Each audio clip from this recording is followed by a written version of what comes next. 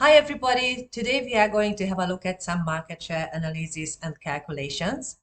So if you are asked in an exercise to decompose the market share, these are the type of calculations that are expected from you. You will need to analyze the market share, revenue or unit. You will need to have a look at market penetration. You will need to calculate the share of wallet. And we're also going to have a look at some other metrics as well, such as the heavy usage index. So let's get started. So what I have here is just a really simple set of data. So trying to keep things a little bit more easier to calculate. So if you have a look at the table, what you will see there is 5 customers and they're shopping at different supermarkets in Australia.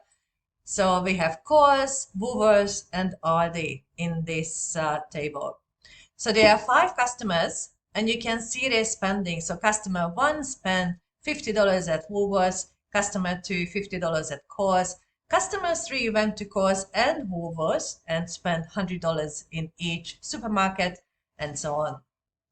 You will also find the totals at the bottom horizontally, and you can also find the totals on the right hand side vertically. So the totals on the right hand side that are vertical refer to customer spending, and the totals at the bottom across would refer to different brands, if you like. So Coles, Woolworths and Aldi's total spent. We also have the number of customers calculated in here using a count formula. And we also have the average spending of the customers, which is basically the total spending for all supermarkets divided by the number of customers. Okay, let's get started with some market shares. So on this slide, we are going to have a look at market shares and we are going to calculate the market share as well. So what is the market share? The market share basically measures a company's relative strengths in the market. We can use their sales data, the revenue, to calculate it, or we could use units and the quantity of the units that they sold to measure the market share. So in this example, we are going to use the revenue, and you can see the market share calculation for a specific brand within the market. So for Coles, for Woolworths, for Aldi. And you can see the calculation on top of the table. It is the sales revenue by that brand, so whether it's Coles, Woolworths and Aldi, divided by the whole market revenue, which is in this case $440. So to calculate the actual market share for Coles, for example, we have to take into consideration all the sales in Coles, which is $150, and then divided by the sales in the whole market, which is $440. And so on for the other 2 competitors as well. So this is how we calculate the market share. So next up we have brand penetration. So what penetration means is basically the coverage of a brand within a market. So how popular a brand is within that market segment. Just remember that in this example, when we talk about brands, we really mean Coles, Woolworths and Aldi. So how to calculate brand penetration? You can see the calculation on top of the table. It's the number of customers who purchase the brand at least once and divided by the total number of customers.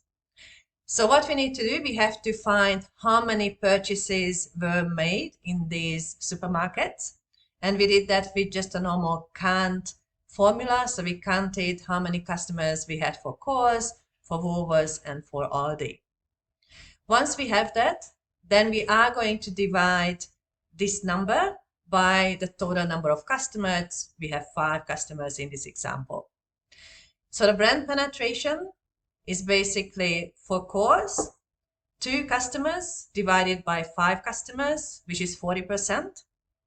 Woolworths is 3 customers divided by 5 customers, so that's 60%. And Aldi, we had 1 purchase made divided by 5 customers, that's only 20%. So the most popular brand in this market is Woolworths, and Aldi is the least popular brand in this calculation. Alrighty, so we have arrived to probably the most tricky calculation of this exercise, and this is the share of wallet. So what we are looking at if you do your grocery shopping, you might decide to go just to one supermarket, let's say Coles. And in that regard, all the money that you have in your wallet and all the money that you spend on your grocery shopping would go only to Coles. But in some cases, people might decide that they want to buy something in Coles and then want to buy something in Woolworths. Maybe because there is a promotion or your favorite brand is there. Anyhow, you decide to go to two supermarkets, not only to one. And in this case, you're basically sharing the amount that you have in your wallet for grocery shopping. You share it between these two supermarkets. So how to calculate it? You can see the calculation again on the top of the table. So revenue share of wallet equals to the brand purchases, let's say purchases at cost, divided by the total category purchases by brand buyers. So divided by everything else that they bought. So if somebody bought an amount or spent an amount in cost, we also want to see how much they actually spend in all the supermarkets, including cost as well. So to do this calculation, you can see that we added some columns to the right-hand side. And what we have there is spending in cost, spending in Woolworths, and then spending in Aldi. You can see that we use an if function in here. So what we are looking at in this calculation, we want to see if somebody bought or spent some amount in cost, did they also spend amount in other places as well? And if they did, we want to add all of those together because that's how much they actually spent on grocery shopping that week. And we want to know that. So the way the formula works is if there is a purchase in cost, then we are going to add all the purchases together of all the supermarkets, including Coles, Woolworths, and Aldi. And if there is no purchase for cost, then we're just going to return a zero value because they don't actually spend any money in cost. And we're going to do that for each of the brands and for each of the customers as well. So for example, you can see that customer 3 spent $100 in cost and $100 in Woolworths. So for them, the same kind of formula applies. So we're looking at if that person, customer number 3, spent money in cost, so larger than zero, then we are going to add up all the money that they spent on grocery shopping. So that's cost plus Woolworths, and they didn't actually buy anything from Aldi, so it's $200 basically. So that's how the calculation works. And then to actually get the share of wallet calculation, we need to total these for each of the brands. So you can see that cost spending is $250, Woolworths spending for the week is $300, and Aldi spending is $90. So that's the first step in the calculation to actually find out how much the brand purchases are. Okay, just one quick recap. Just wanted to highlight, and hopefully this one gonna make it clearer and not to confuse you even further. But you see the columns of core spending, Woolworths spending, and Aldi spending. So these are not the actual spending that cores have received. These columns basically refer to the customers who went shopping and how much they spent on their grocery bill, including all the supermarkets. Yeah, so this is not really specific just to cores spending, but rather it is cores customers or customers who went to cores spend this budget on their grocery shopping, and that could include Coles and Woolworths and Aldi. Okay, just make sure that that's clear. Okay, now that we have this calculation, the first step is done. The next step is to calculate the actual percentage for share of wallet. And for that, we are going to use the core spending, Woolworths spending, and Aldi spending. So $250, $300, and $90. And we are going to divide these numbers with the actual revenue that Coles, Woolworths, and Aldi had. So for Coles, it's going to be 250 divided by 150. For Woolworths, it's going to be $300 divided by $200. And then Aldi is 90 by 90. And this is the share of wallet information.